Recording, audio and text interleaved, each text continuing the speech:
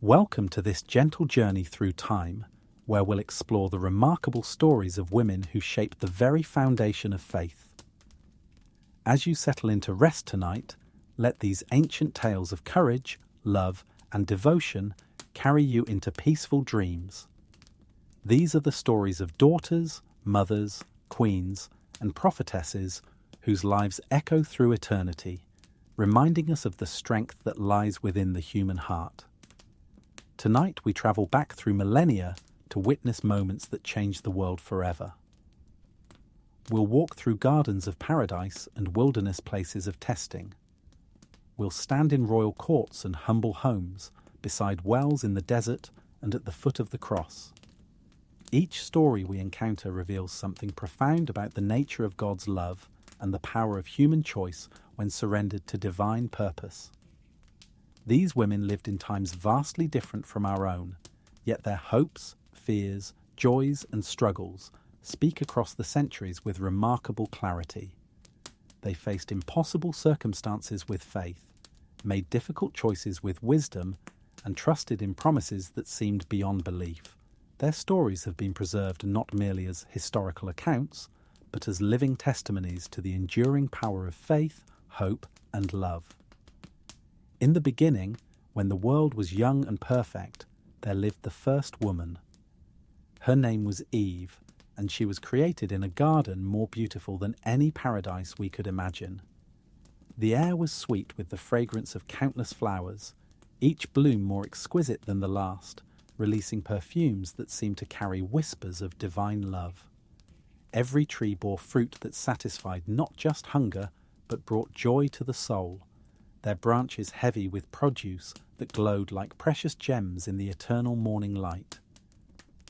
The Garden of Eden was a symphony of perfect harmony. Rivers flowed with crystal-clear water that sang gentle melodies as they wound through meadows carpeted with grass, so soft it felt like silk beneath bare feet.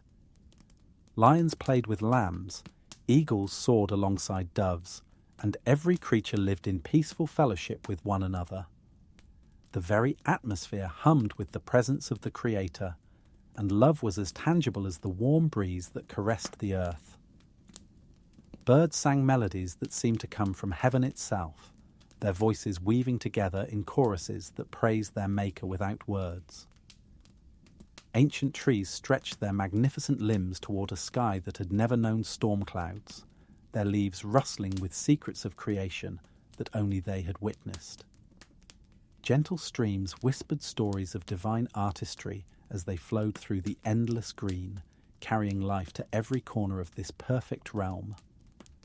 Eve awakened to consciousness in this perfect place, her eyes opening for the first time to see Adam, her companion, smiling down at her with wonder that matched her own.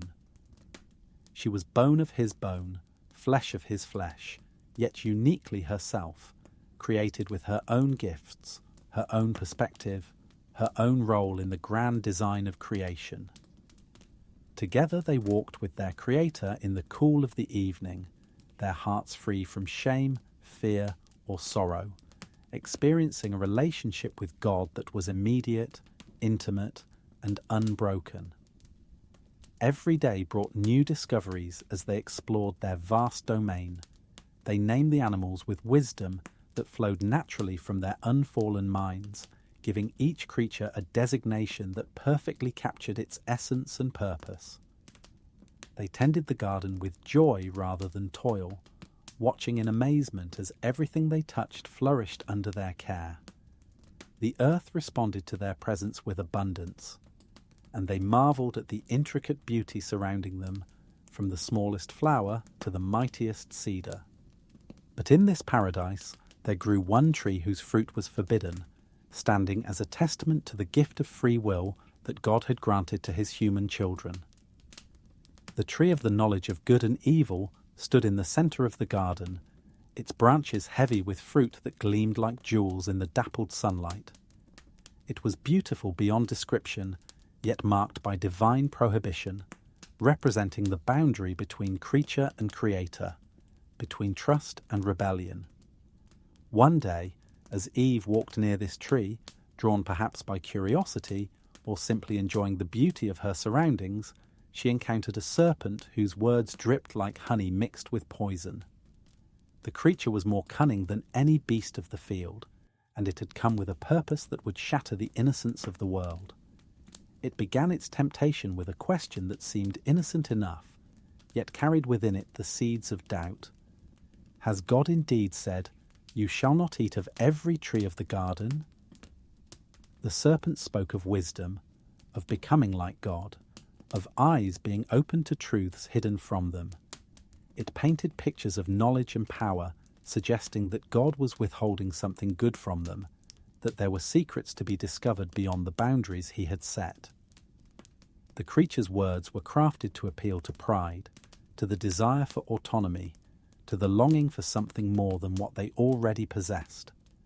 Eve looked at the fruit and saw that it was good for food, pleasant to the eyes, and desirable to make one wise. In that moment of choice, time seemed to slow as the fate of humanity hung in the balance. She saw beauty that called to her senses, wisdom that appealed to her mind, and power that tempted her will. The fruit seemed to promise understanding beyond anything she had known, revelation that would elevate her to new heights of existence. In that crucial moment, she reached out and took the forbidden fruit.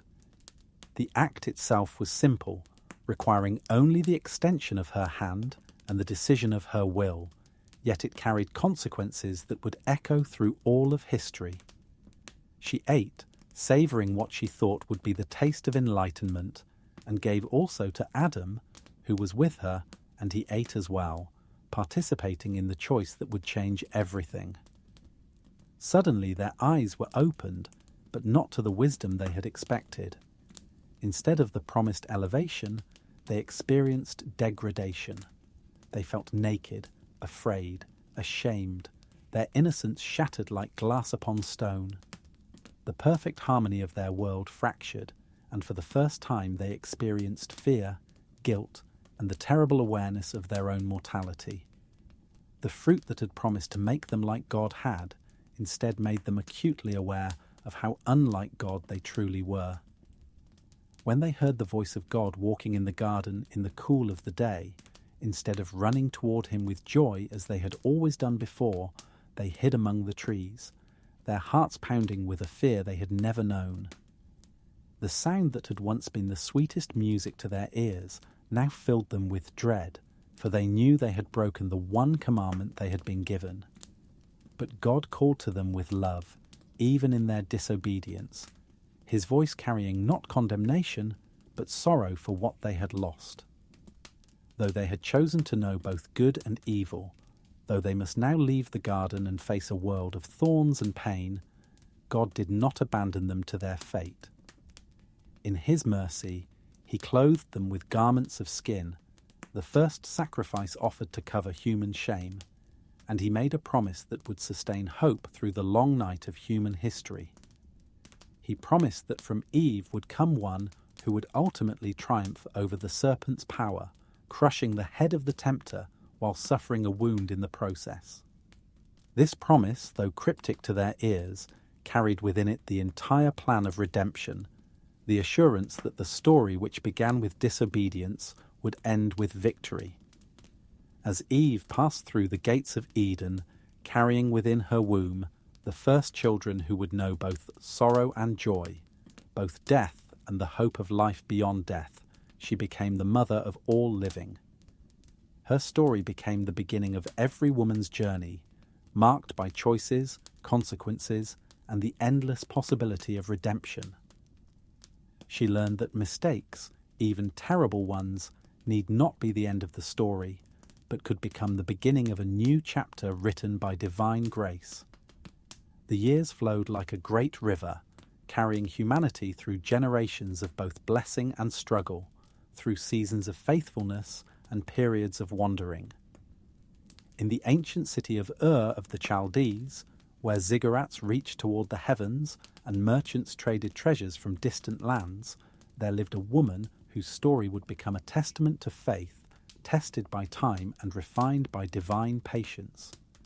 Sarah was beautiful beyond measure, with eyes that held the depth of desert skies and reflected the stars that her husband Abraham would one day be told to count. Her beauty was not merely physical, but radiated from a spirit that matched her husband's bold trust in the promises of an unseen God. She possessed grace that drew people to her, wisdom that made her counsel valued, and a strength that would sustain her through decades of waiting for the impossible. When Abraham received the call from the God of glory to leave everything familiar and journey toward a land that would be shown to him, Sarah walked beside him without hesitation or complaint. The magnitude of this decision cannot be overstated in a culture where family, clan, and geographical roots determined one's entire identity and security.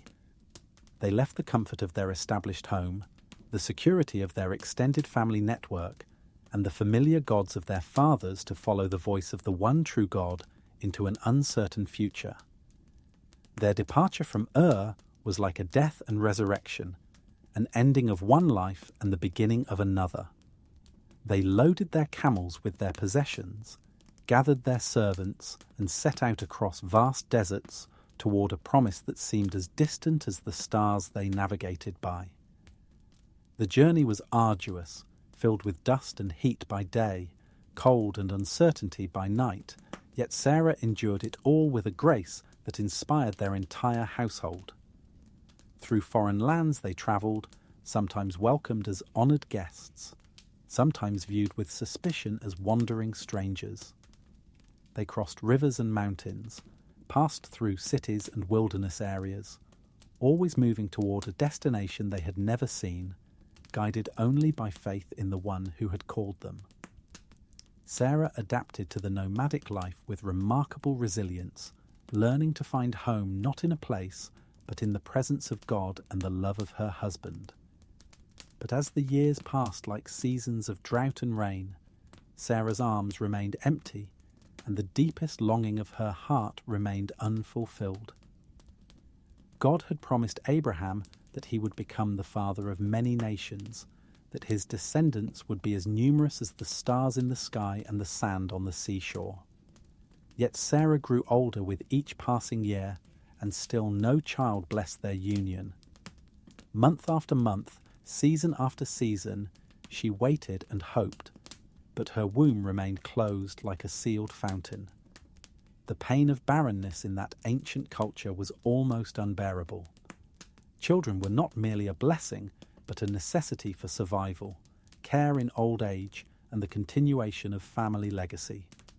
Sarah watched other women nurse their babies, heard the laughter of children playing in neighbouring camps, and felt each reminder of her childlessness like a knife in her heart. She began to wonder if she was somehow responsible for blocking God's promise to Abraham. In her pain and practical wisdom, Sarah made a decision that seemed reasonable according to the customs of her time, but would bring years of heartache and complications to their household. She gave her Egyptian servant Hagar to Abraham as a secondary wife, hoping that through her the promised child might come and she could claim some part in fulfilling God's promise. The arrangement followed accepted practices of the day, but it arose from human reasoning rather than divine direction. When Hagar conceived quickly and began to look down on her mistress with contempt, the pain in Sarah's heart multiplied exponentially. Not only was she still barren, but now she had to endure the daily humiliation of seeing her servant carry the child she longed for while treating her with disrespect. The tensions in their household grew like storm clouds gathering on the horizon, creating an atmosphere of conflict and jealousy that affected everyone in their camp. Unable to bear the situation any longer, Sarah dealt harshly with Hagar, and the pregnant servant fled into the wilderness. Though an angel found Hagar and sent her back with promises for her unborn son, the household dynamics remained strained. Ishmael was born, but he was not the son of promise, and his presence served as a constant reminder to Sarah of both God's delay and her own attempt to help God fulfill his word. 13 more years passed, and Sarah had long since given up hope of bearing children. Her body had gone through the change of life, and the very idea of conception seemed not just unlikely but impossible. She had resigned herself to being remembered as the barren wife of the great patriarch, the woman who could not provide an heir for the father of many nations.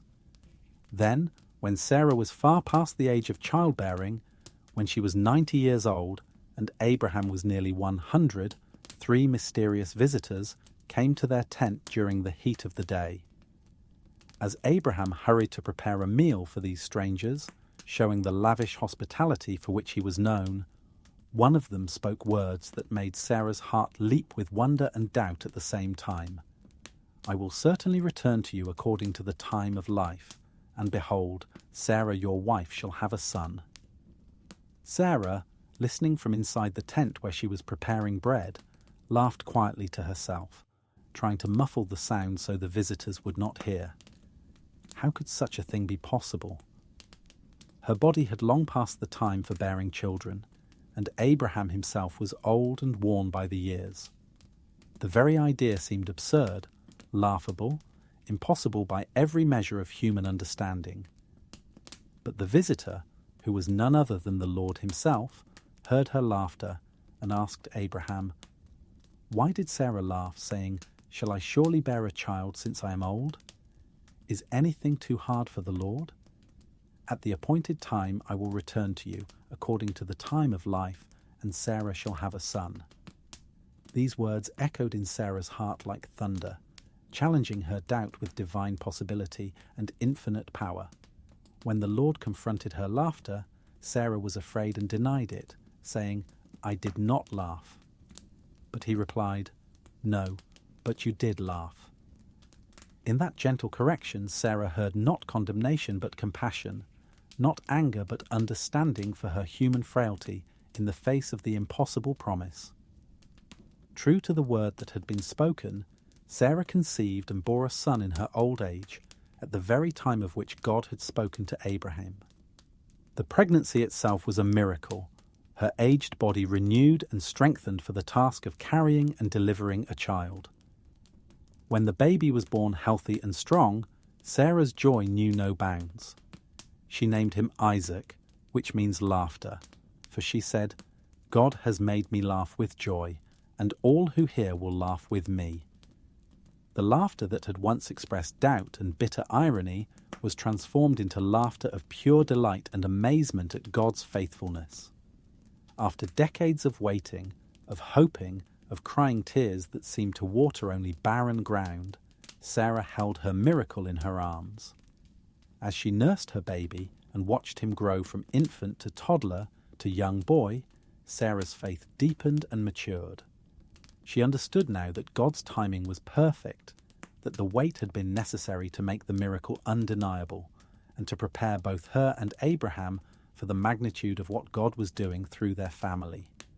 Her laughter, once tinged with bitter doubt, now rang pure and sweet across the camp, a song of praise to the God who keeps his promises no matter how impossible they seem or how long they are delayed.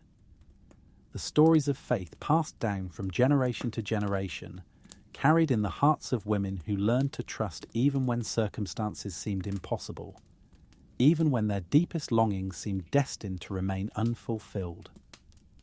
In the hill country of Ephraim, where olive trees cast their silver shadows across terraced hillsides and the wind carried the scent of wild flowers, there lived a woman whose tears would water the ground of answered prayer and whose surrender would birth a prophet.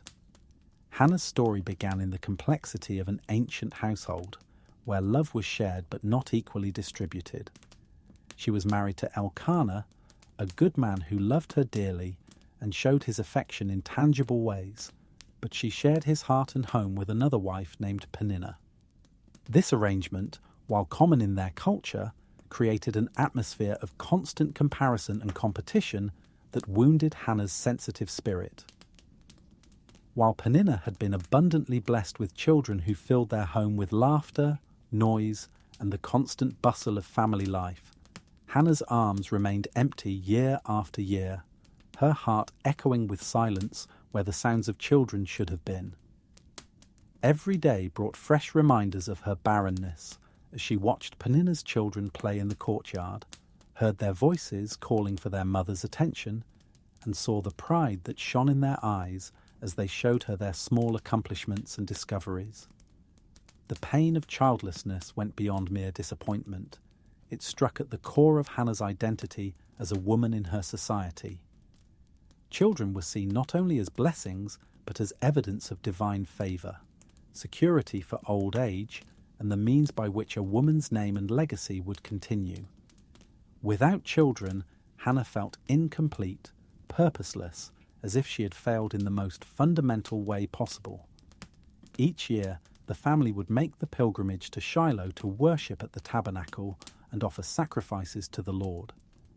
These journeys, which should have been times of joy, celebration, and spiritual renewal, became seasons of deeper pain for Hannah. The very act of going to God's house to give thanks seemed to mock her emptiness, and Peninnah's presence made everything worse. Peninnah seemed to take a cruel pleasure in Hannah's grief, making cutting remarks about her barrenness, especially during these religious festivals when emotions ran high and the contrast between their situations was most stark. Perhaps Peninnah felt threatened by Elkanah's obvious preference for Hannah, or maybe she was simply a woman whose own insecurities manifested in cruelty towards someone more vulnerable. Whatever her motivation, her words cut deep into Hannah's already wounded heart. One particular year, as they sat at the feast table in Shiloh, surrounded by the sounds of celebration and thanksgiving, Hannah's grief overwhelmed her like a flood breaking through a dam. She could no longer bear the weight of her empty arms, her unfulfilled dreams, and the constant reminder of what she lacked. The contrast between the joy around her and the sorrow within her became unbearable. Rising from the table where she could not eat for the heaviness in her heart, Hannah went to the tabernacle where Eli the priest sat by the doorpost, his ancient eyes watching over the sacred space where Israel met with their God. There, in the presence of the Ark of the Covenant, Hannah poured out her heart in prayer so intense, so desperate, that it seemed to come from the very depths of her soul. Her prayer was like a river that had been dammed for years suddenly breaking free. She wept as she had never wept before, her whole body shaking with the force of her petition, her heart laid bare before the God who sees all and knows all. The words tumbled from her lips in a torrent of anguish and longing, years of pent-up grief finding expression at last in the one place where she felt safe to be completely vulnerable. She made a vow to God that pierced the heavens with its sincerity and sacrifice. O Lord of hosts, if you will indeed look on the affliction of your maidservant and remember me, and not forget your maidservant, but will give your maidservant a male child, then I will give him to the Lord all the days of his life, and no razor shall come upon his head. In her desperation, she was offering to give back to God the very thing she wanted most, promising that the son she longed for would be dedicated to divine service for his entire life. Eli, watching this woman in her agony of prayer, initially misunderstood the intensity of her petition. Her lips moved continuously, but no sound emerged, leading him to think she was intoxicated and disturbing the sanctity of the holy place. With the stern authority of his office, he confronted her. "How long will you be drunk? Put your wine away from you." But Hannah's response revealed the true nature of her condition and touched the old priest's heart with its honesty and pain. "No, my lord, I am a woman of sorrowful spirit. I have drunk neither wine nor intoxicating drink, but have poured out my soul before the Lord. Do not consider your maidservant a wicked woman, for out of the abundance of my complaint and grief I have spoken until now." Eli's heart was moved with compassion as he recognized the depth of genuine anguish before him. Something in her words, spoken with such transparency and humility, convinced him that he was witnessing not drunkenness, but desperate faith. He blessed her with words that carried the authority of his priestly office. "Go in peace, and the God of Israel grant your petition which you have asked of him." Something in his blessing, spoken with divine authority and pastoral compassion, brought an inexplicable peace to Hannah's troubled spirit. The heavy burden that had weighed on her heart for so long seemed to lift, replaced by a quiet confidence that God had heard her cry. She went away from the tabernacle, ate her food for the first time in days, and her countenance was no longer sad. Though nothing had changed in her external circumstances, everything had changed in her heart. God heard Hannah's prayer and remembered her petition with favour. In his perfect timing, she conceived and bore a son, the answer to years of desperate longing and faithful waiting.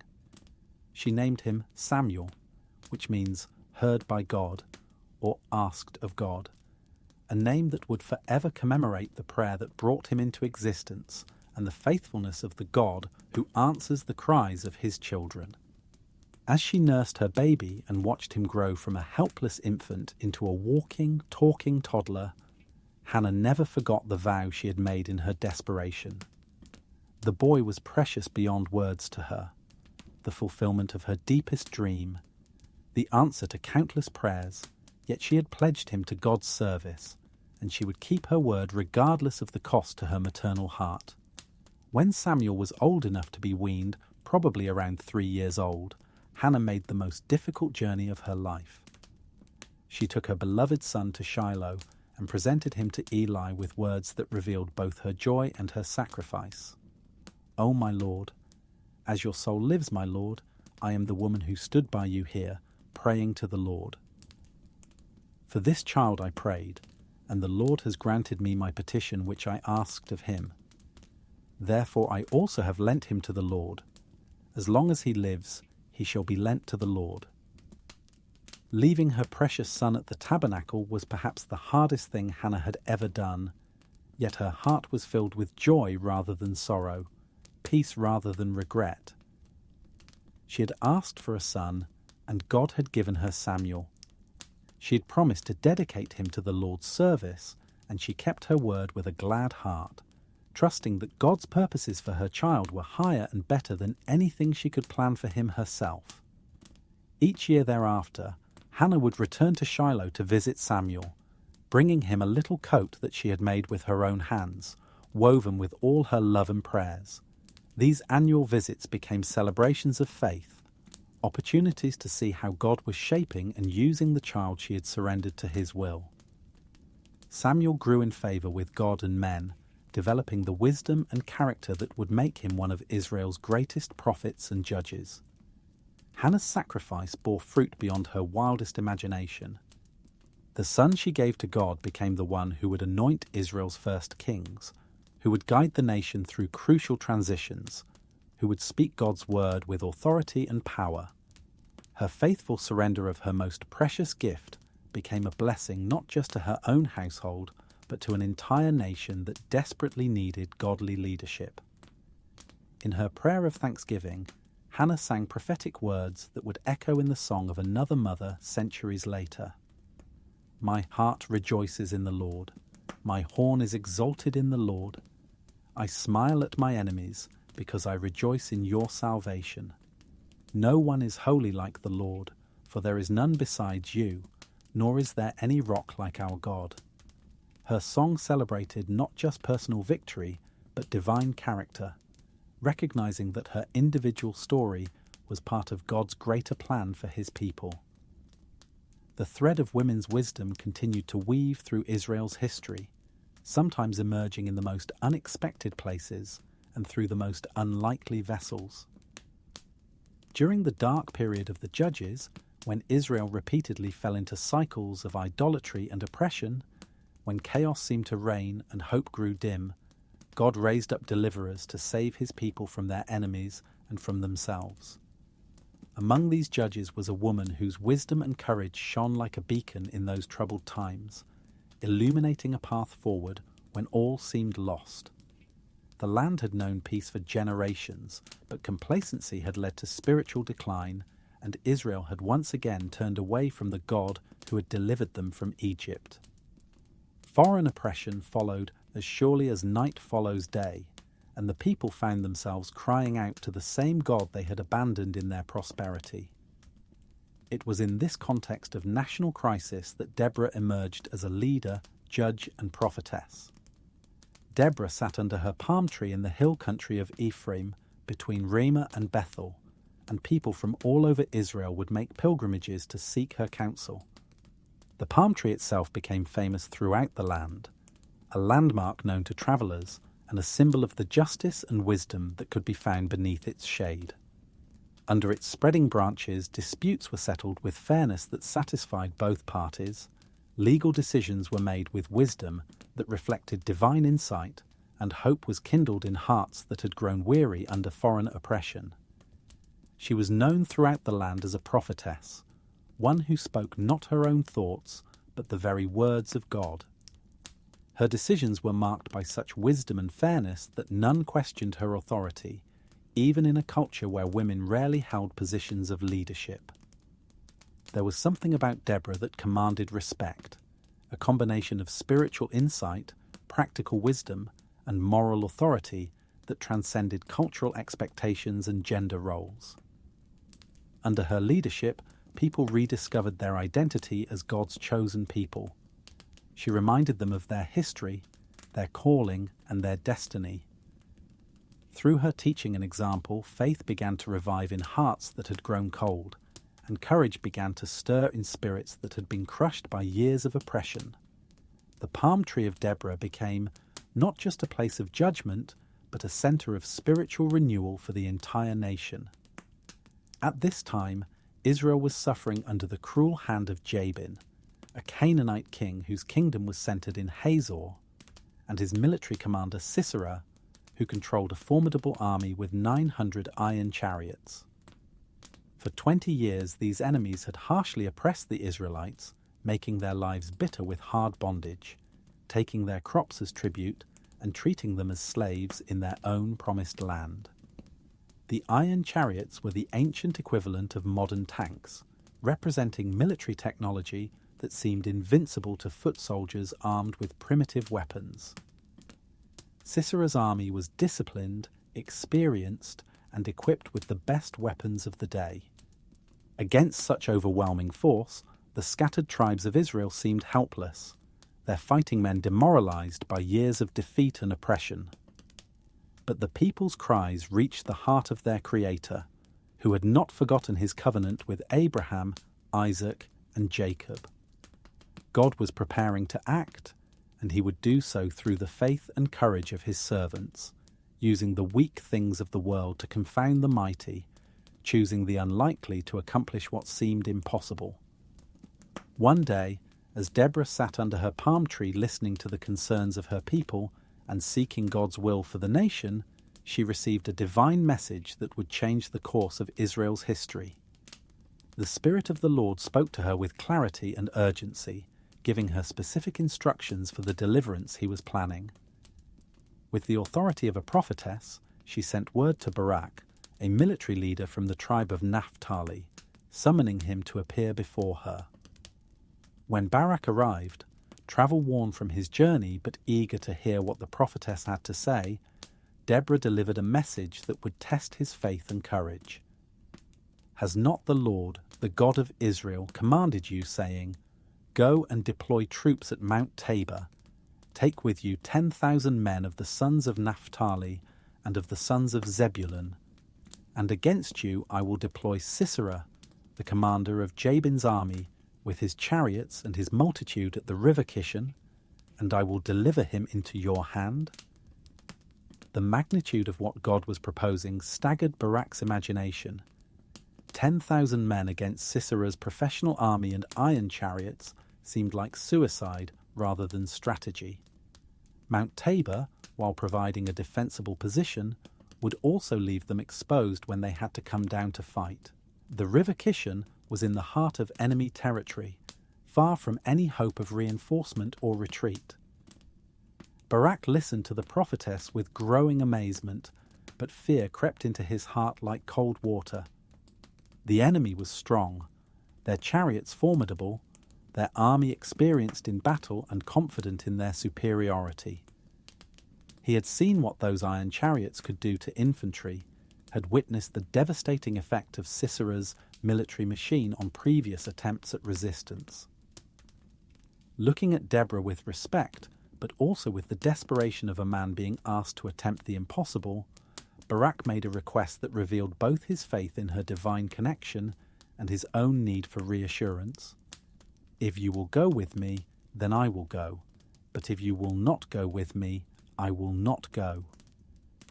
Deborah's response was immediate and carried within it a prophecy that would ring through the ages, though its full meaning would not be understood until the battle was over.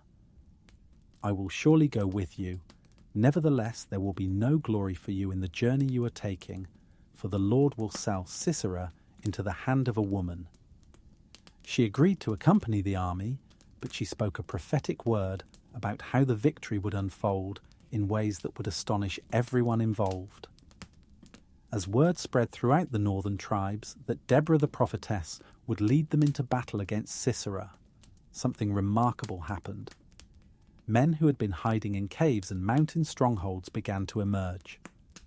Farmers who had been forced to work their fields in secret took up their weapons. Young men who had never known anything but oppression suddenly found courage they didn't know they possessed. The day of battle dawned clear and bright, with a crispness in the air that seemed to promise great things. 10,000 men followed Deborah and Barak down from Mount Tabor, their hearts filled with courage because the prophetess of God walked among them, her presence a tangible reminder that they fought not in their own strength, but in the power of the Almighty. When Sisera heard of their approach, he mobilized all 900 of his iron chariots and his entire army to meet them at the river Kishon. From a human perspective, it looked like a massacre waiting to happen. The Canaanite army was a sight to behold, their chariots gleaming in the sunlight, their armor polished and their weapons sharp, their formations precise and intimidating. But God had prepared a surprise for the enemy that would turn their greatest strength into their greatest weakness. As the battle was about to begin, the Lord confused Sisera's army and all his chariots and all his multitude with the edge of the sword before Barak. The confusion was supernatural, a divine intervention that threw the well-disciplined enemy forces into chaos just when precision and coordination were most needed. Then the heavens opened, and rain began to fall in torrents, turning the ground around the river Kishon into a muddy quagmire that trapped the iron chariots like flies in amber. What had been the Canaanites' greatest strength, their superior military technology, became their weakness as their chariots bogged down in the mud and became useless burdens rather than weapons of war. The battle became a rout as God fought for Israel with the forces of nature itself. Sisera himself, seeing that all was lost, abandoned his chariot and fled on foot, his mighty army scattered and destroyed behind him. The man who had terrorized Israel for 20 years was now running for his life, seeking refuge wherever he could find it. The commander ran until he reached the tent of Jael, the wife of Heber the Kenite, whose clan had peaceful relations with Jabin's kingdom. Exhausted and desperate, Sisera begged for shelter and water, believing he had found a safe haven where he could hide until the pursuit passed by. Jael welcomed him with apparent kindness, giving him milk to drink when he asked for water, covering him with a warm blanket when he complained of the cold, and agreeing to stand guard at the door of the tent when he asked her to turn away any pursuers. Her hospitality seemed genuine, her manner reassuring, and Sisera felt secure enough to fall into the deep sleep of exhaustion. But as the enemy commander lay sleeping, worn out by his flight and feeling secure in what he thought was sanctuary, Jael took a tent peg and a hammer in her hand.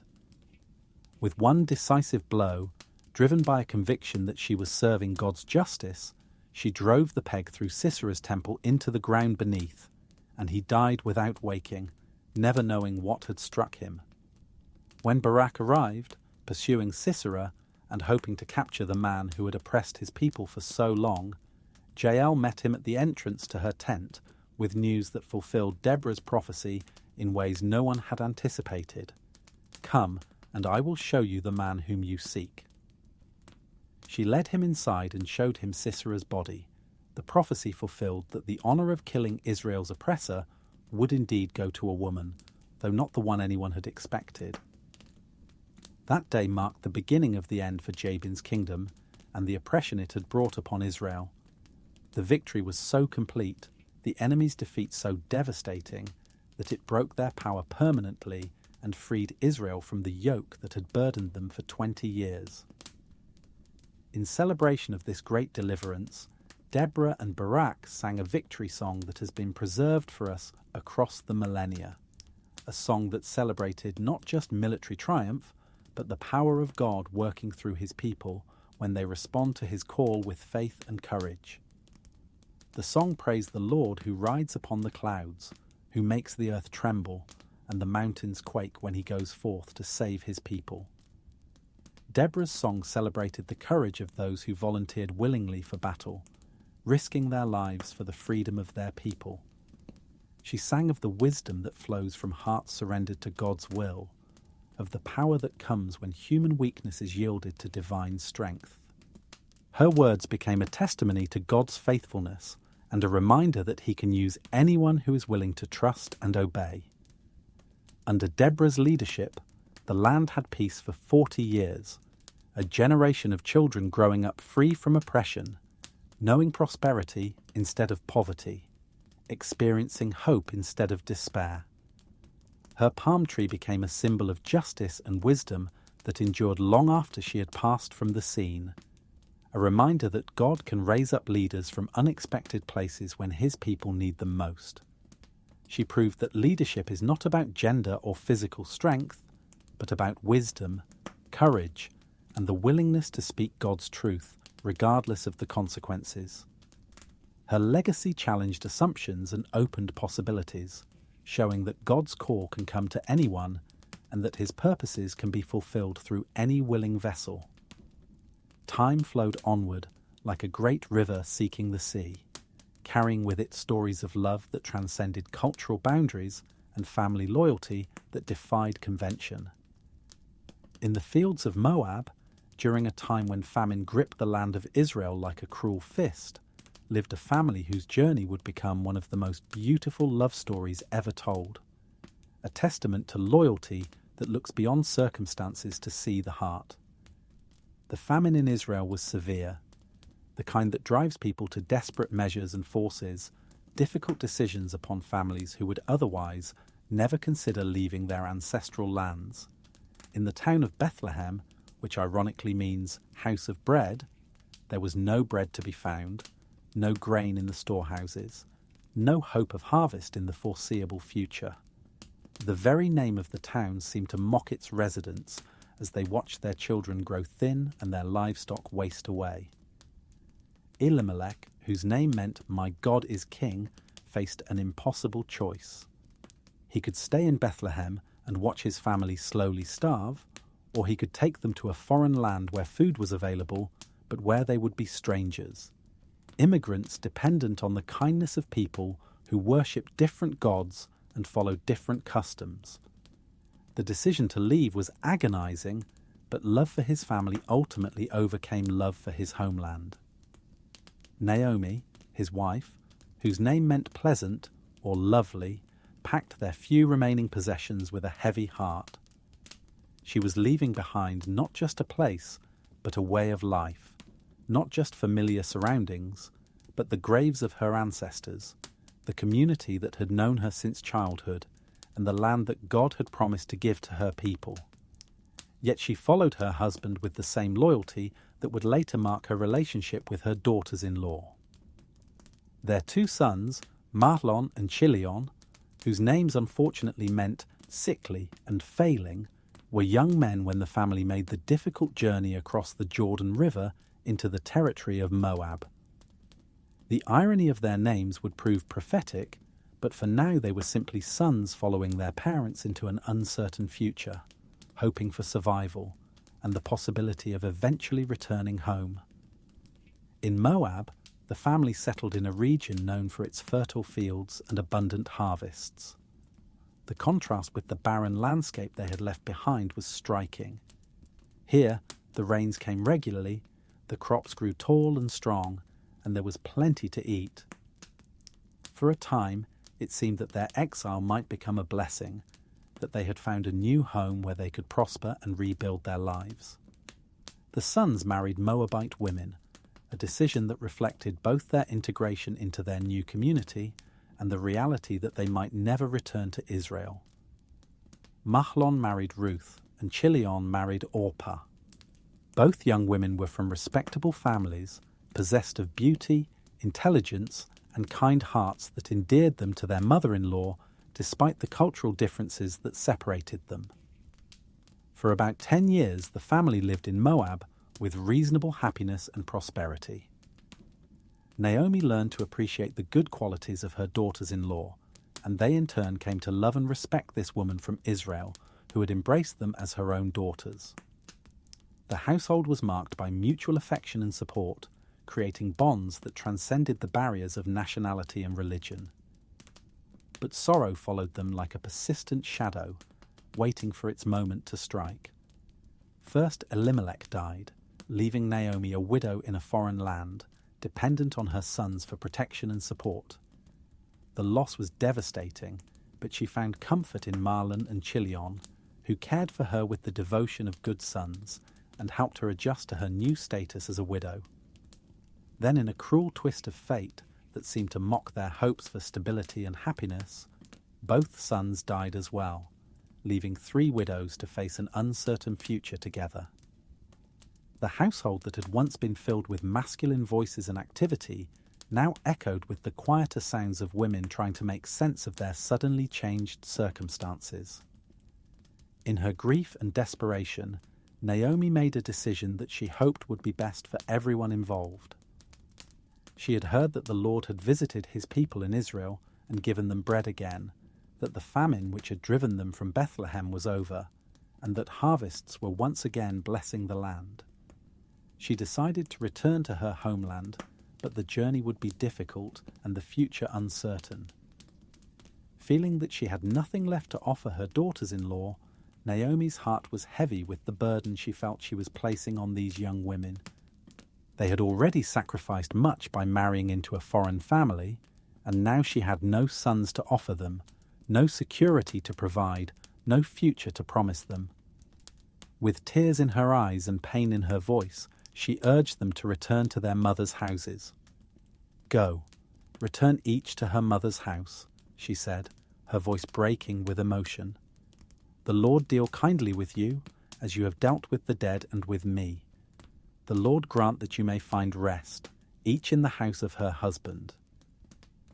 Her words were motivated by love rather than rejection, by concern for their welfare rather than desire to be rid of them. She kissed them both, and they lifted up their voices and wept together. Initially, both young women protested her decision, declaring their intention to accompany her to her people. But Naomi pressed her argument with the practical wisdom of an older woman who understood the harsh realities they would face. "Turn back, my daughters. Why will you go with me? Are there still sons in my womb, that they may be your husbands? Turn back, my daughters. Go your way, for I am too old to have a husband. Even if I should have a husband tonight, and should also bear sons, would you wait for them till they were grown? Would you restrain yourselves from having husbands? No, my daughters. It grieves me very much for your sakes that the hand of the Lord has gone out against me." Her words painted a bleak picture of what following her would mean for these young women in the prime of their lives. In Israel, they would be foreigners, widows without protection, dependent on charity, and unlikely to find new husbands willing to accept their foreign birth and different background. She was essentially arguing that their best hope for happiness lay in staying in Moab, where they could remarry within their own culture and rebuild their lives. Orpah, after much weeping and embracing, finally agreed to stay in Moab. She kissed her mother-in-law farewell with genuine sorrow, for she had truly loved this family that had welcomed her so warmly. Her decision was reasonable and practical, and there was no shame in choosing the security of familiar surroundings over the uncertainty of a foreign land. She represented the choice that most people would make in similar circumstances. But Ruth clung to Naomi with a devotion that would echo through the ages, refusing to be separated from this woman who had become more than a mother-in-law to her. When Naomi urged her to follow Orpah's example and return to her people and her gods, Ruth spoke words that have become a testament to loyalty and love. "Entreat me not to leave you or to turn back from following after you. For wherever you go, I will go, and wherever you lodge, I will lodge.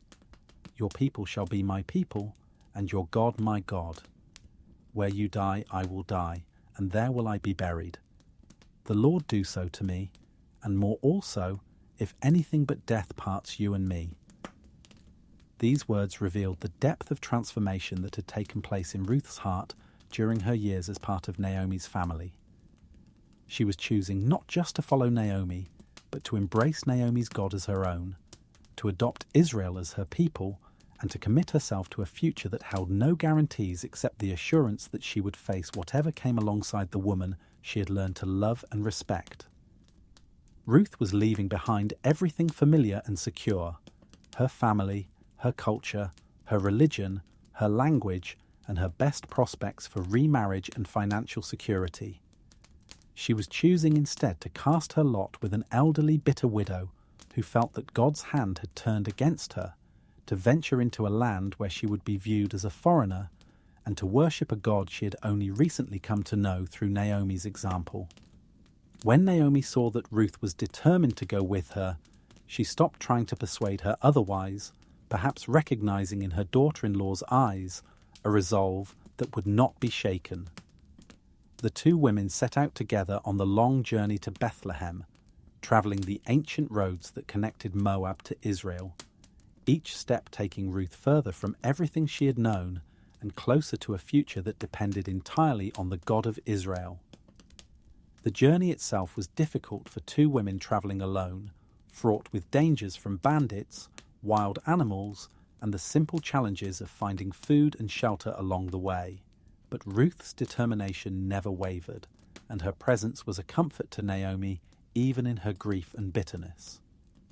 The younger woman's strength helped the older woman complete a journey that would have been almost impossible to make alone.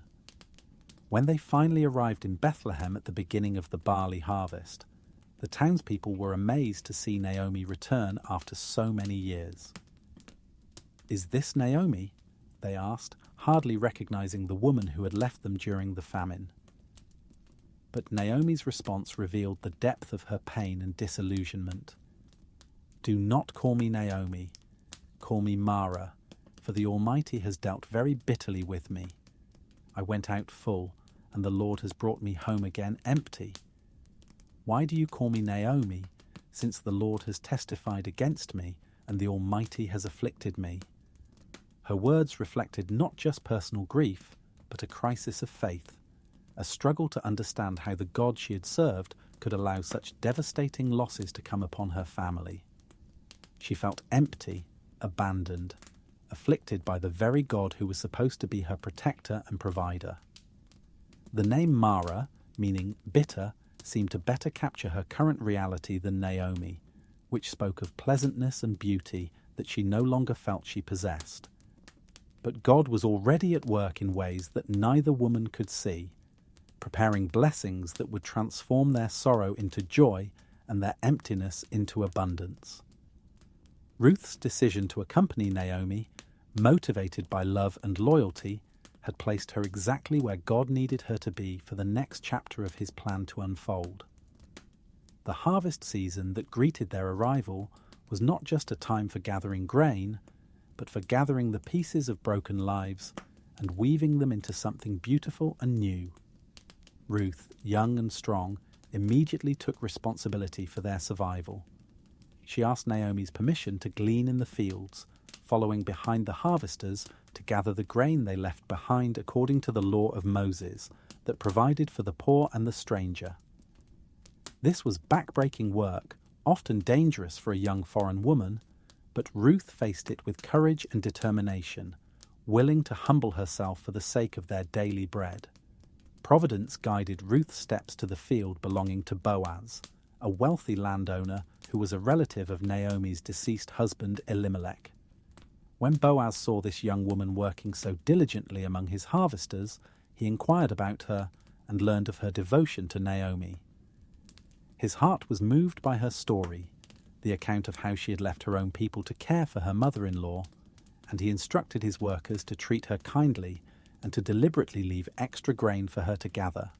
When Ruth returned home that evening with an unusually large amount of grain, more than a full day's gleaning should have produced, Naomi's eyes brightened with the first hope she had felt since returning to Bethlehem.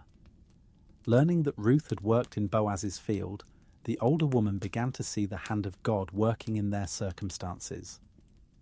Boaz was not just any relative, he was a kinsman redeemer, one who had the right and responsibility to help restore their family's fortune. As the harvest season continued through both barley and wheat harvests, Ruth worked faithfully in Boaz's fields, and a quiet courtship began to develop. Boaz admired her character, her devotion to Naomi, her willingness to work hard, and her gentle spirit. Ruth, in turn, came to respect this man who treated her with kindness and protected her from harm, who showed her favor that went far beyond what the law required. Following Naomi's wise counsel, Ruth approached Boaz during the winnowing season when he was sleeping at the threshing floor to guard the grain. In a gesture that was both humble and bold, she uncovered his feet and lay down, requesting that he spread his covering over her as her kinsman redeemer. This was not an improper act, but a symbolic request for protection and provision according to the customs of their time. Boaz was honored by her request and blessed her for not running after younger men, whether rich or poor, but for choosing to seek her future within the family line of her deceased husband. However, he explained that there was another relative with a prior claim who must be given the opportunity to fulfill the role of kinsman redeemer first. He promised to settle the matter in the morning and sent her home with a generous gift of grain. The next morning, Boaz went to the city gate where legal matters were conducted and waited for the nearer kinsman to pass by. When the man appeared, Boaz called him aside, along with 10 elders to serve as witnesses. He first offered the man the opportunity to redeem the land that had belonged to Elimelech, which seemed like an attractive business proposition. But when Boaz mentioned that redeeming the land also involved marrying Ruth to perpetuate the name of the deceased on his inheritance, the man declined, saying, "I cannot redeem it for myself, lest I ruin my own inheritance. You redeem my right of redemption for yourself, for I cannot redeem it." The transaction was sealed with the exchange of a sandal, as was the custom, and witnessed by the elders who blessed the union. The wedding of Boaz and Ruth was a celebration of love triumphing over loss, of loyalty rewarded, of God's providence working through human faithfulness and kindness. When their son was born, the women of Bethlehem said to Naomi, "Blessed be the Lord, who has not left you this day without a close relative, and may his name be famous in Israel. And may he be to you a restorer of life and a nourisher of your old age, for your daughter-in-law, who loves you, who is better to you than 7 sons, has borne him." They named the child Obed, which means servant or worshipper, and he became the father of Jesse, who was the father of David. Ruth, the Moabite woman who had chosen to follow Naomi and Naomi's God, became the great-grandmother of Israel's greatest king. Her story shows how love and loyalty can break down barriers between peoples, and how God can use the most unlikely circumstances to fulfill his greatest purposes. The genealogy that ends Ruth's story connects her not only to David, but to the Messiah who would come from David's line. This foreign woman, this convert to faith in the God of Israel, became part of the lineage through which salvation would come to the world. Her decision to cleave to Naomi and to Naomi's God placed her in the direct line of the Saviour, making her story not just one of human love, but of divine providence. The wheel of history continued to turn, bringing with it times of prosperity and periods of great danger. Centuries after Ruth walked the fields of Bethlehem, the descendants of Abraham faced a threat that could have ended their existence as a people. In the vast Persian Empire that stretched from India to Ethiopia, a plot was hatched that would have resulted in the complete annihilation of every Jewish man, woman, and child throughout the known world. But God had prepared a deliverer, a young woman whose courage would save her people from destruction. In the citadel of Susa, the winter capital of the Persian Empire, King Ahasuerus ruled over 127 provinces with absolute power. He was a man of great wealth and magnificence, but also of volatile temperament and poor judgment. When Queen Vashti refused to appear at his banquet to display her beauty before his drunken nobles, the king's anger burned hot, and following the advice of his counselors, he divorced her and began a search for a new queen. The search for a new queen was conducted throughout the empire, with beautiful young women being gathered from every province to compete for the honor of becoming the king's wife. Among the Jewish exiles in Susa lived a man named Mordecai, who had raised his orphaned cousin Hadassah as his own daughter.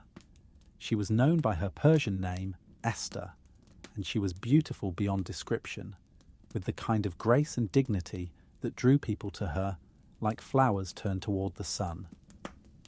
When the king's officers gathered beautiful young women from throughout the empire, Esther was among those brought to the palace for the year-long preparation process. For 12 months, the chosen women underwent beauty treatments, spending 6 months with oil of myrrh and 6 months with perfumes and cosmetics, being prepared for their one opportunity to win the king's favor.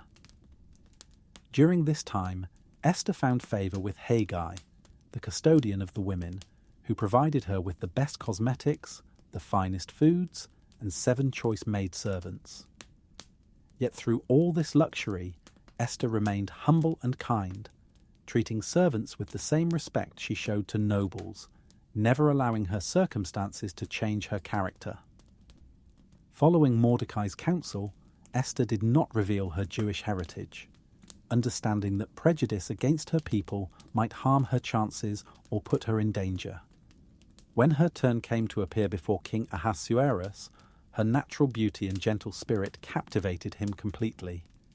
The king loved Esther more than all the other women, and she obtained grace and favor in his sight beyond all the virgins. He set the royal crown upon her head and made her queen instead of Vashti. For 5 years Esther lived in the palace, growing in wisdom and learning the ways of court life while carefully guarding the secret of her identity. She remained in contact with Mordecai, who walked daily before the court of the women's quarters to learn of her welfare. During this time, Mordecai uncovered a plot against the king's life and reported it through Esther, saving the king and having his deed recorded in the royal chronicles. But danger was growing in the shadows of the empire like a cancer that would soon threaten to destroy everything Esther held dear. Haman, an Agagite, had been promoted to the position of second in command under the king. His pride was immense, and he expected all the king's servants to bow before him as a sign of respect for his elevated position. But Mordecai, as a faithful Jew who worshipped only the one true God, would bow only before the Almighty. This refusal enraged Haman, and when he learned that Mordecai was a Jew, his anger expanded to encompass all of Mordecai's people. In his twisted mind, the perceived insult from one Jew justified the destruction of an entire race.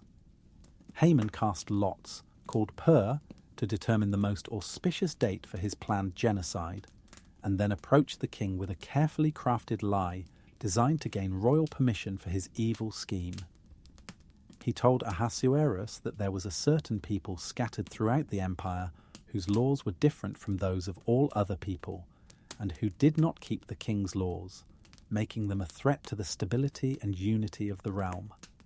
To make his proposal more attractive, Haman offered to pay 10,000 talents of silver into the royal treasury for permission to destroy these troublesome people.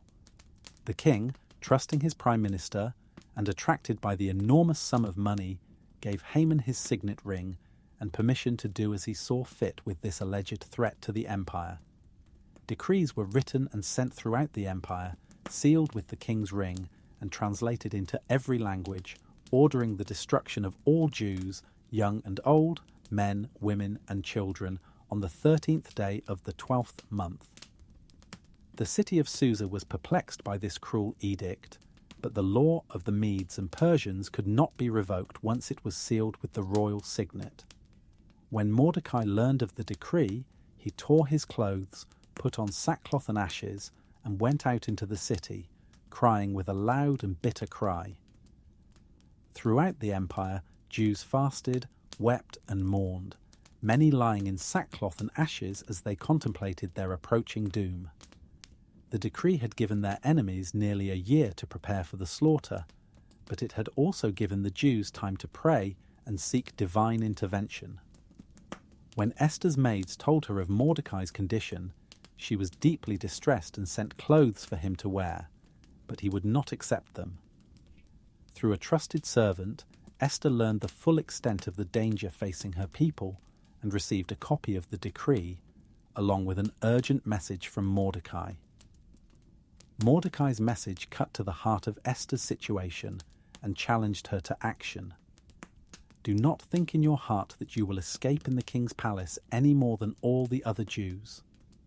For if you remain completely silent at this time, relief and deliverance will arise for the Jews from another place. But you and your father's house will perish. Yet who knows whether you have come to the kingdom for such a time as this? These words pierced Esther's heart like arrows of fire, forcing her to confront the reality that her elevation to queenship was not mere coincidence, but divine preparation for this moment of crisis. Yet approaching the king without being summoned was punishable by death unless he extended his golden scepter, and she had not been called to see the king for 30 days. After much anguish and inner struggle, Esther made her decision, choosing courage over safety, duty over self-preservation. She sent word to Mordecai, "Go, gather all the Jews who are present in Susa and fast for me, neither eat nor drink for 3 days, night or day. My maids and I will fast likewise. And so I will go to the king, which is against the law, and if I perish, I perish." For 3 days, Esther and her people fasted and prayed, preparing for the moment that would determine the fate of an entire nation. On the 3rd day, Esther put on her royal robes and stood in the inner court of the king's palace, facing the throne room where her husband sat in judgment. When King Ahasuerus saw Queen Esther standing in the court, she found favor in his sight, and he held out the golden scepter toward her. Rather than immediately revealing her petition, Esther wisely invited the king and Haman to a banquet she had prepared. At the banquet, when the king offered to grant her request up to half the kingdom, Esther asked them to attend another banquet the following day, promising to reveal her petition then. This delay served to increase the king's curiosity while giving Esther more time to prepare her approach. That night, divine providence intervened in a way that would prove crucial to the outcome. The king could not sleep and called for the book of records to be read to him. As they read, they came to the account of how Mordecai had saved the king's life by reporting the assassination plot. The king learned that Mordecai had never been honored for this deed and decided to remedy this oversight immediately. The next morning, when Haman came to court planning to ask permission to hang Mordecai on the gallows he had prepared, the king asked him what should be done for a man whom the king delighted to honor. Haman, thinking the king meant to honor him, suggested the highest possible honors: royal robes, the king's own horse, and a public proclamation of honor. To Haman's horror and humiliation, the king commanded him to do all these things for Mordecai the Jew. The man he had planned to execute was instead being paraded through the streets in royal honors, while Haman himself was forced to lead the procession and proclaim Mordecai's worthiness before all the people. That evening, at Esther's second banquet, the queen finally revealed her petition with tears streaming down her face. "If I have found favor in your sight, O king, and if it pleases the king, let my life be given me at my petition, and my people at my request. For we have been sold, my people and I, to be destroyed, to be killed, and to be annihilated. The king was astonished and demanded to know who would dare presume to do such a thing. Esther pointed to Haman and declared, "The adversary and enemy is this wicked Haman." In that moment, Haman's face turned pale with terror as he realized his doom was sealed. The king's fury was terrible to behold, and that very day Haman was hanged on the gallows he had prepared for Mordecai. But the decree against the Jews still stood, for the law of the Medes and Persians could not be revoked. However, the king gave Esther and Mordecai permission to write another decree in the king's name, sealed with his ring. This new edict gave the Jews the right to defend themselves, to destroy any armed force that might attack them, and to take the spoil of their enemies. On the day that had been appointed for their destruction, the Jews instead found themselves victorious over their enemies throughout the empire. Esther's courage had not only saved her people, but had led to their triumph over those who sought their destruction. In memory of this great deliverance, the Jews established the festival of Purim, to be celebrated annually as a reminder of how God can turn the tables on those who plot against his people. The centuries rolled on, carrying the hopes and dreams of generations who looked forward to the coming of the Promised One, the Messiah, who would fulfill all the ancient prophecies and establish God's kingdom on earth. In the small town of Nazareth, nestled in the hill country of Galilee, lived a young woman whose life would become the hinge upon which all history would turn, though she lived in such humble circumstances that few would have expected her to play any significant role in the grand story of redemption. Mary lived a quiet life, engaged to Joseph, a carpenter who was a descendant of King David, though his family had long since lost any claim to royal wealth or position. She was probably no more than 14 or 15 years old, her days filled with the simple tasks of helping her family, learning the domestic arts from her mother, and preparing for her upcoming marriage. She was known in Nazareth for her gentle spirit, her devotion to God, and her pure heart, but few would have imagined that she had been chosen for the most extraordinary privilege ever granted to a human being. One ordinary day, as Mary went about her usual activities in the simple home she shared with her family, the extraordinary broke into her world with gentle but overwhelming power. The angel Gabriel appeared to her, his presence filling the room with divine light and glory that spoke of the throne room of heaven itself. His first words were meant to comfort her startled heart. "Rejoice, highly favoured one, the Lord is with you. Blessed are you among women." Mary was troubled by this greeting, her mind racing as she wondered what manner of salutation this could be. She had never considered herself particularly favoured or blessed above other women in her community. She was just an ordinary girl from an ordinary family in an ordinary town that most people had never heard of and never would. But Gabriel continued with words that would change everything, not just for Mary, but for all of humanity. "Do not be afraid, Mary, for you have found favour with God. And behold, you will conceive in your womb and bring forth a son, and shall call his name Jesus. He will be great, and will be called the Son of the Highest. And the Lord God will give him the throne of his father David. And he will reign over the house of Jacob forever, and of his kingdom there will be no end." The magnitude of this announcement overwhelmed Mary's young mind as she tried to process what the angel was telling her. She was to be the mother of the long-awaited Messiah, the one whom prophets had foretold for centuries, the hope of Israel and the light of the world. But there was a practical problem that seemed insurmountable. How can this be, since I do not know a man? Gabriel's answer revealed the miraculous nature of what God was planning. The Holy Spirit will come upon you, and the power of the Highest will overshadow you. Therefore also that Holy One who is to be born will be called the Son of God. To strengthen her faith and help her believe the impossible, the angel told her that her elderly relative Elizabeth had also conceived miraculously and was now in her 6th month of pregnancy, adding, "For with God nothing will be impossible." Mary's response to this overwhelming revelation has echoed through the ages as one of the most beautiful expressions of faith and surrender ever recorded. "Behold the maidservant of the Lord. Let it be to me according to your word." In that moment, this young woman accepted a calling that would bring her both immeasurable joy and profound sorrow, saying yes to God's plan without fully understanding all it would cost her. Soon after the angel departed, Mary hurried to the hill country of Judah to visit Elizabeth, her heart full of wonder and her mind full of questions about what was happening to her. As she entered Zechariah's house and greeted her relative, the baby in Elizabeth's womb leaped for joy, and Elizabeth, filled with the Holy Spirit, cried out with a loud voice, "Blessed are you among women, and blessed is the fruit of your womb.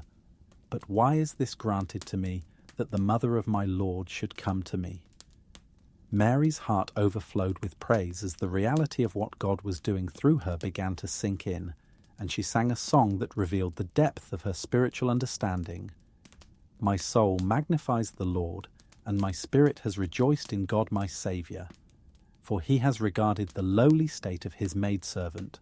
For behold, henceforth all generations will call me blessed. For he who is mighty has done great things for me, and holy is his name." Mary remained with Elizabeth for about 3 months, sharing in the joy of her relative's pregnancy and finding comfort in the fellowship of another woman who had experienced God's miraculous intervention. When she returned to Nazareth, her own condition had become apparent, and she faced the difficult task of explaining to Joseph what had happened. Joseph, being a just man and not wanting to make Mary a public example, planned to divorce her quietly rather than expose her to the shame and possible stoning that could result from an accusation of adultery.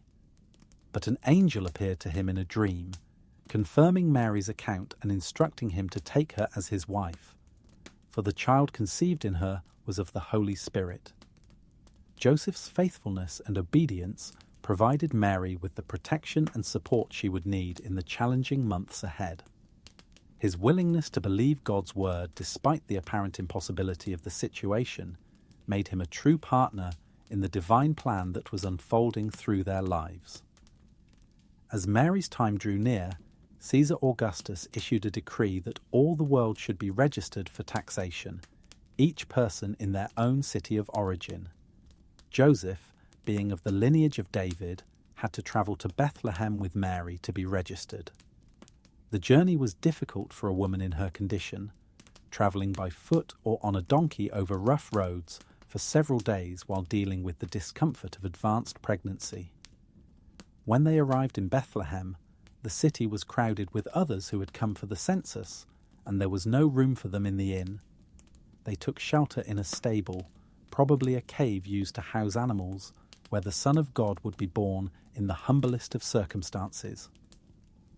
There, surrounded by the gentle animals and far from the comfort of home, Mary brought forth her firstborn son. She wrapped him in swaddling cloths, the long strips of fabric that were traditional for newborns, and laid him in a manger, using the animal's feeding trough as a cradle for the King of Kings.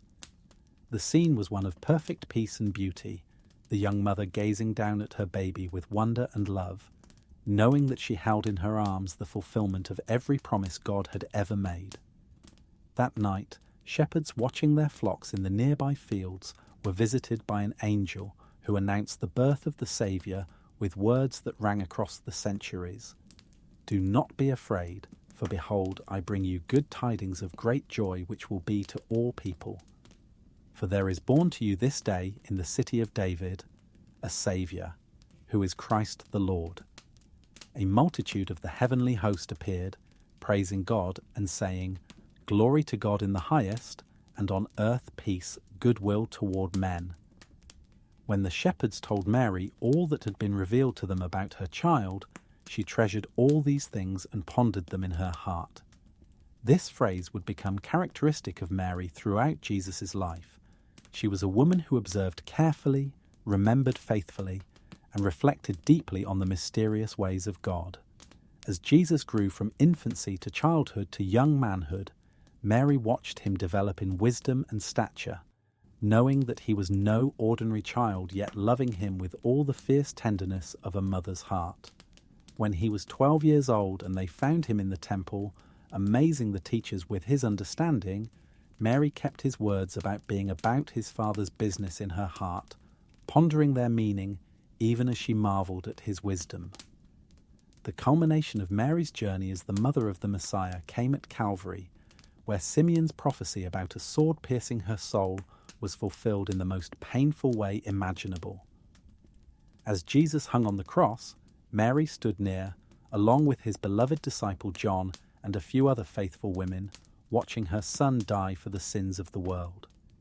Even in his agony, Jesus showed concern for his mother's future welfare, entrusting her to John's care with the words, "Woman, behold your son," and to John, "Behold your mother." Mary's journey from the young girl who said yes to God's impossible plan to the mature woman who had learned to surrender her deepest love to God's higher purposes became a model for all who seek to follow God's will despite the cost. In the village of Bethany, just outside Jerusalem, on the eastern slope of the Mount of Olives, lived two sisters whose home became a place of refuge and friendship for Jesus during his earthly ministry. Martha and Mary of Bethany, along with their brother Lazarus, opened their hearts and their home to the travelling teacher, creating a sanctuary where he could rest, be refreshed, and enjoy the simple pleasure of human fellowship away from the crowds that constantly pressed upon him. Martha was the older sister, a woman of action and hospitality who took naturally to the role of hostess and homemaker. Her home was always spotless, her meals carefully prepared, her guests attended to, with gracious efficiency that made everyone feel welcome and valued. She had the gift of making people feel at home, of anticipating their needs before they were expressed, and of creating an atmosphere of warmth and comfort that drew visitors back again and again. When Jesus came to visit, Martha threw herself into preparations with characteristic energy and attention to detail, wanting everything to be perfect for this honoured guest who had become like family to them. She would plan elaborate menus, arrange the finest furnishings, and ensure that every detail reflected the love and respect she felt for him. Her service was an expression of her devotion, a way of showing her love through practical care. Mary, the younger sister, was different in temperament and approach. While Martha bustled about with practical concerns, Mary was drawn to sit at Jesus' feet and listen to his words with rapt attention.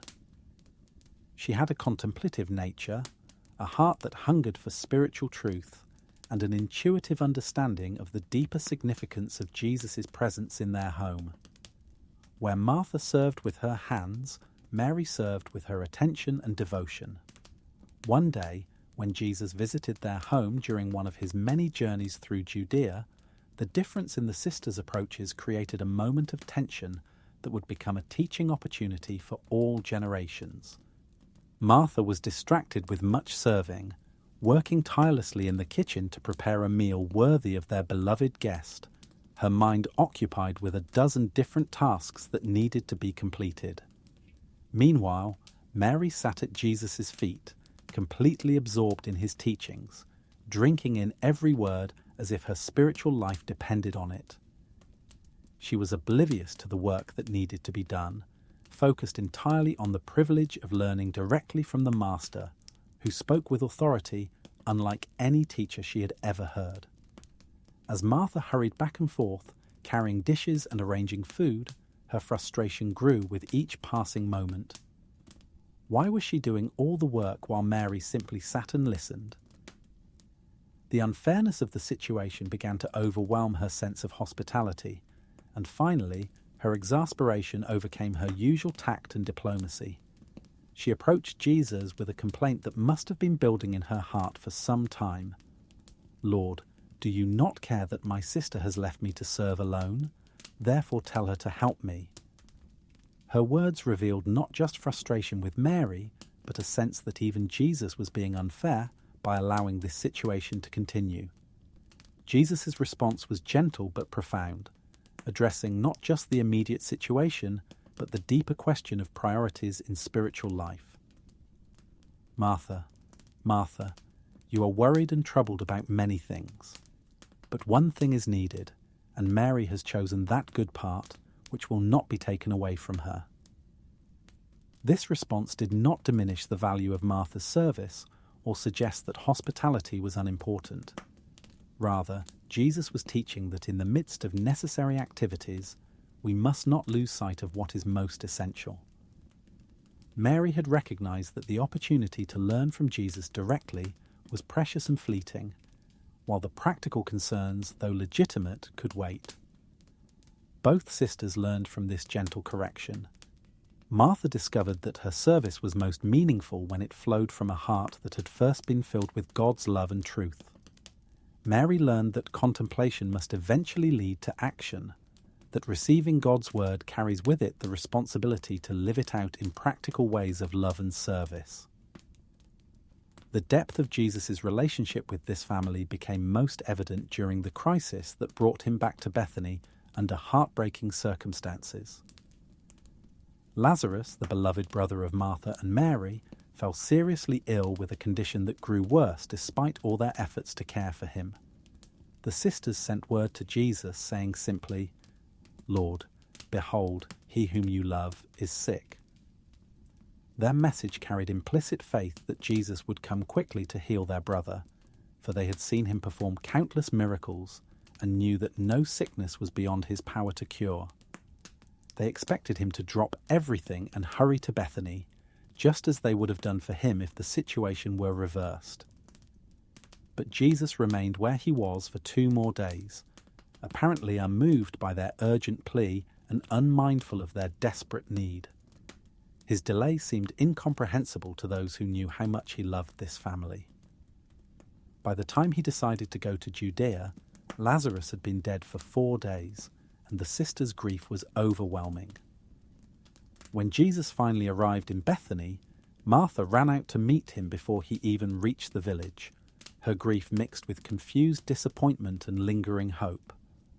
"Lord, if you had been here, my brother would not have died. But even now I know that whatever you ask of God, God will give you." Her words revealed both her pain and her persistent faith, even in the face of what seemed like abandonment. Jesus' response revealed his divine nature and the purpose behind his apparent delay. "Your brother will rise again." No. When Martha replied that she knew he would rise in the resurrection at the last day, Jesus made one of his most profound declarations. "I am the resurrection and the life. He who believes in me, though he may die, he shall live. And whoever lives and believes in me shall never die. Do you believe this?" Martha's response became one of the great confessions of faith in all of Scripture. "Yes, Lord, I believe that you are the Christ, the Son of God, who is to come into the world."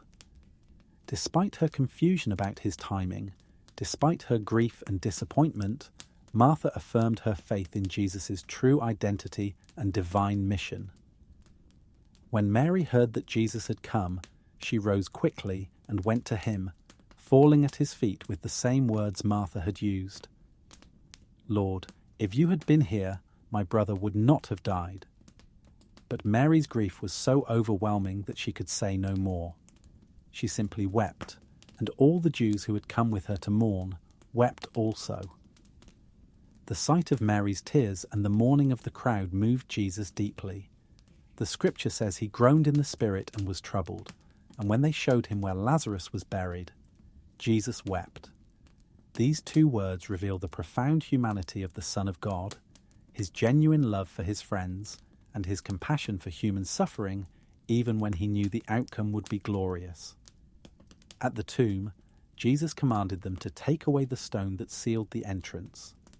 Martha, ever practical, protested that by now there would be an odour, for Lazarus had been dead 4 days. But Jesus reminded her, "Did I not say to you that if you would believe, you would see the glory of God?" When the stone was removed, Jesus lifted up his eyes to heaven and prayed aloud so that all could hear, "Father, I thank you that you have heard me, and I know that you always hear me, but because of the people who are standing by, I said this, that they may believe that you sent me." Then he cried with a loud voice that echoed off the surrounding hills, "Lazarus, come forth." To the amazement of all who witnessed it, Lazarus came out of the tomb, bound hand and foot with grave clothes, his face wrapped with a cloth. The impossible had happened before their very eyes. Death itself had been defeated by the word of the Son of God. Jesus said to them, "Loose him and let him go." This miracle not only restored their beloved brother to them, but revealed Jesus as the Lord of life and death, the one who had power over humanity's greatest enemy. Martha and Mary learned that God's timing and ways are often beyond human understanding, but his love and power are always sufficient for every need, even when that need seems as final and hopeless as death itself. Among all the women who followed Jesus during his earthly ministry, perhaps none underwent a more dramatic transformation than the woman who became known as Mary Magdalene. Her story began in darkness but blossomed into one of the most beautiful testimonies of redemption and devotion in all of Scripture, a living demonstration of how completely Jesus can change a life surrendered to him. Mary came from the town of Magdala, a prosperous fishing village on the western shore of the Sea of Galilee, known for its busy harbour and thriving commerce. Little is known about her early life or family background, but Scripture tells us that she had been tormented by 7 demons, suggesting a condition of complete spiritual and possibly physical bondage that had made her life a living nightmare for years. In that ancient world, such severe spiritual affliction would have made her an outcast from respectable society, someone to be avoided and feared rather than helped. She would have lived on the margins of community life, perhaps supported by charity, or forced to find her own means of survival in a world that had little compassion for those considered cursed or possessed. When Mary first encountered Jesus, she was desperate, broken, and hopeless, a woman whose life had been stolen by forces of darkness that she was powerless to resist. But in his presence, she found something she had never experienced before: complete acceptance, divine power, and limitless compassion that looked beyond her condition to see the person God had created her to be. With a word, Jesus cast out the 7 demons that had tormented her, setting her free from the darkness that had enslaved her for so long. In that moment of liberation, Mary's life was completely transformed. The woman who had been bound by evil was suddenly free, her mind clear, her spirit at peace, her future bright with possibility. Gratitude overwhelmed her heart like a flood. This man had given her back her life, her sanity, her hope, her dignity. She could not simply thank him and walk away as if nothing had happened. Instead, she devoted herself entirely to following him and supporting his ministry, using whatever resources she had to help provide for his needs and the needs of his disciples. Along with other women who had been healed and blessed by Jesus, including Joanna, the wife of Chusa, Herod's steward, and Susanna, Mary helped provide for Jesus from her own resources. This group of women formed an important part of Jesus' support network, enabling him to focus on his ministry without worrying about the practical necessities of daily life. Mary Magdalene became one of the most faithful members of Jesus' inner circle, traveling with him throughout Galilee and Judea, listening to his teachings, witnessing his miracles, and growing in understanding of his divine nature. Her love for him was pure and deep, rooted not in romantic attraction but in profound gratitude and recognition of his worth as the Son of God who had saved her from destruction. As Jesus' ministry progressed and opposition to him grew more intense, Mary remained steadfast in her devotion. She was with him during the triumphant entry into Jerusalem, witnessing the crowds that welcomed him as the Son of David. She may have been present when he cleansed the temple, driving out the money changers with righteous anger.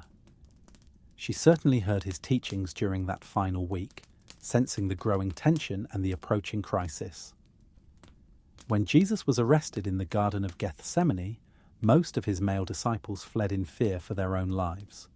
But Mary Magdalene, along with a few other brave women, remained close to him throughout his ordeal, following at a distance as he was taken from one trial to another, her heart breaking as she watched the man who had saved her life being condemned to death. On the day of crucifixion, when many fair-weather followers had disappeared and even some of the apostles had gone into hiding, Mary Magdalene stood near the cross, along with Mary, the mother of Jesus, Mary, the wife of Clopas, and John, the beloved disciple. She watched in agony as the man who had cast demons out of her was himself subjected to the cruelest torture devised by human cruelty. She heard his words of forgiveness for his enemies, his promise to the repentant thief, his concern for his mother's welfare, and his final cry of triumph, "It is finished." When Jesus breathed his last and died, Mary Magdalene's world seemed to collapse around her. The one who had brought light into her darkness was gone. The teacher who had shown her truth was silenced. The friend who had accepted her when no one else would was dead. With the other women, she watched as Joseph of Arimathea and Nicodemus took Jesus' body down from the cross and laid it in a new tomb carved out of rock. Because the Sabbath was approaching, they could not complete the burial preparations according to Jewish custom, but Mary carefully noted where the body was laid, planning to return after the Sabbath to anoint it with spices and perfumes. Early on the first day of the week, while it was still dark, Mary Magdalene came to the tomb carrying spices to anoint Jesus' body. This final act of love and devotion was all she had left to offer, one last service to the one who had given her everything. But when she arrived, she found the stone rolled away from the entrance and the tomb empty. Her first thought was not resurrection, but grave robbery. Someone had taken her Lord's body, adding insult to the injury of his death. In distress, she ran to find Peter and John, crying out, "They have taken away the Lord out of the tomb, and we do not know where they have laid him." The two disciples ran to the tomb, confirmed that it was indeed empty except for the grave clothes lying there, and then returned home, wondering what had happened. But Mary remained at the tomb, weeping inconsolably, unable to leave the place where her Lord had been laid. As she wept, she stooped down and looked into the sepulchre again. This time she saw two angels in white sitting where Jesus' body had been, one at the head and one at the feet. They asked her, "Woman, why are you weeping?" She replied, "Because they have taken away my Lord, and I do not know where they have laid him." As she turned around, she saw a man standing there, but through her tears and in the dim morning light, she did not recognize him. When he also asked why she was weeping and whom she was seeking, she assumed he was the gardener and pleaded, "Sir, if you have carried him away, tell me where you have laid him, and I will take him away." Then Jesus spoke one word that changed everything. "Mary!" In that moment she recognized his voice, the voice that had called her out of darkness, the voice that had spoken peace to her troubled heart. She turned and cried out in Hebrew, "Rabboni," which means teacher, her grief exploding into joy beyond measure. Jesus gently restrained her from clinging to him, saying, "Do not cling to me, for I have not yet ascended to my Father. But go to my brethren and say to them, I am ascending to my Father and your Father, and to my God and your God." Mary Magdalene had been chosen to be the first witness of the resurrection, the first to see the risen Christ, the first to carry the good news to the other disciples. Mary ran to the disciples with the most incredible news in human history. "I have seen the Lord." She told them everything he had said to her, becoming the first evangelist of the resurrection, the apostle to the apostles. Her testimony, initially met with skepticism, would soon be confirmed by Jesus' appearances to others. The woman who had once been bound by 7 demons had become the first herald of humanity's greatest victory. Her story demonstrates the transforming power of Jesus' love and the beautiful truth that those who have been forgiven much love much in return. From the deepest darkness to the brightest light, Mary Magdalene's journey became a testament to the reality that no one is beyond the reach of God's grace. As these individual stories weave together into the greater tapestry of faith, we see how each woman's journey contributed to the unfolding plan of God throughout history, each thread essential to the beautiful pattern being created across the centuries. From Eve's first taste of choice and consequence to Mary Magdalene's witness to resurrection power, these women carried forward a legacy of faith that continues to inspire and guide us today, their lives interconnected in ways they could never have imagined. Their stories remind us that God uses ordinary people in extraordinary ways, that He sees potential where others see problems, and that His love can transform any life surrendered to His purposes. These women faced challenges that would have overwhelmed many, situations that seemed impossible to navigate, yet they found strength in their faith, courage in their convictions, and hope in their God. Eve learned that even our failures can become part of God's redemptive plan, that mistakes need not be the end of the story, but can become the beginning of a new chapter written by divine grace. Sarah discovered that God's promises are sure, even when they seem impossible, and their fulfillment is delayed far beyond what we think we can endure. Hannah found that prayer offered in desperation can become a song of praise, and that the things we surrender to God often become blessings beyond our wildest dreams.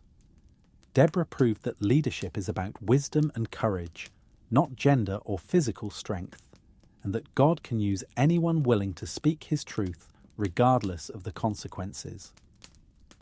Ruth showed us that love and loyalty can bridge any divide between peoples and cultures, and that choosing to follow God often leads to blessings we never could have imagined.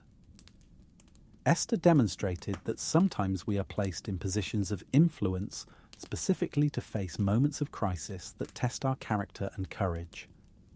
Her story reminds us that our circumstances are not accidents but divine appointments, opportunities to make a difference in ways that only we can. Mary, the mother of Jesus, modelled the kind of surrender that allows God to work miracles through willing hearts, showing us what it means to say yes to God's plan, even when we don't understand all the implications. Martha and Mary of Bethany taught us that there is a time for action and a time for contemplation, and both are necessary in the life of faith.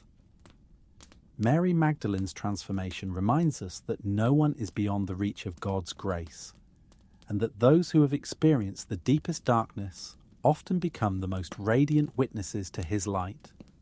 Her story shows us that our past does not determine our future when we encounter the transforming love of Jesus. Each of these women, in her own unique way, contributed to the great story of salvation that reaches from the Garden of Eden to the empty tomb and beyond. They carried forward the promise first given to Eve, that from woman would come one who would triumph over evil and death. Through their faith, their failures, their triumphs, and their tears, they prepared the way for the Messiah and participated in His mission. Their legacy continues in every woman who chooses faith over fear, love over hatred, service over selfishness. They remind us that God's plan includes everyone, that His love transforms everyone, and that His purposes can be fulfilled through anyone willing to say yes to His call. These women lived in different times and faced different challenges, but they shared common qualities that made them vessels of God's grace. They were willing to trust when they couldn't see the end result, to hope when circumstances seemed hopeless, to love when love required sacrifice. They understood that true greatness comes not from seeking to be served, but from serving others, not from demanding their rights, but from fulfilling their responsibilities. Their stories teach us that faith is not the absence of struggle, but the presence of God in our struggles. They show us that courage is not the absence of fear, but action in spite of fear. They demonstrate that love is not just a feeling, but a choice, a commitment that persists through joy and sorrow, triumph and tragedy. As you rest tonight, let these stories inspire you to trust in the God who sees you, knows you, loves you, and has a purpose for your life that is beyond anything you could ask or imagine. May their courage strengthen your courage, their faith deepen your faith, and their hope kindle hope in your own heart. In the quiet of this night, may you find the peace that comes from knowing you are part of this continuing story, this ongoing work of God in the world. The same God who worked through Eve and Sarah, Hannah and Deborah, Ruth and Esther, Mary and Martha, and Mary Magdalene is working still, weaving together the threads of human lives into a tapestry of grace that will one day be revealed in all its beauty. You are not just a reader of these stories, but a participant in the story that is still being written. Your choices matter, your faith makes a difference, your love has the power to change the world around you. Like the women who have gone before you, you have the opportunity to say yes to God's call, to trust His promises, to hope in His goodness, and to love with His love. Rest now in the assurance that you are loved beyond measure, that you are seen and known by the One who created you, and that your life has meaning and purpose in His grand design. Let these thoughts carry you into peaceful sleep, knowing that tomorrow brings new opportunities to live out your own chapter in this eternal narrative of faith, hope, and love. The God who walked with Eve in the garden, who kept His promise to Sarah, who heard Hannah's prayer, who gave Deborah wisdom, who blessed Ruth's loyalty, who used Esther's courage, who chose Mary for His greatest miracle, who welcomed Mary Magdalene into His family, is the same God who watches over you tonight. His love never fails, His promises never change, and His grace is new every morning. Sleep peacefully, beloved daughter of the King, knowing that you are part of a story that began before time and will continue into eternity. A story of women who dared to believe that with God nothing is impossible.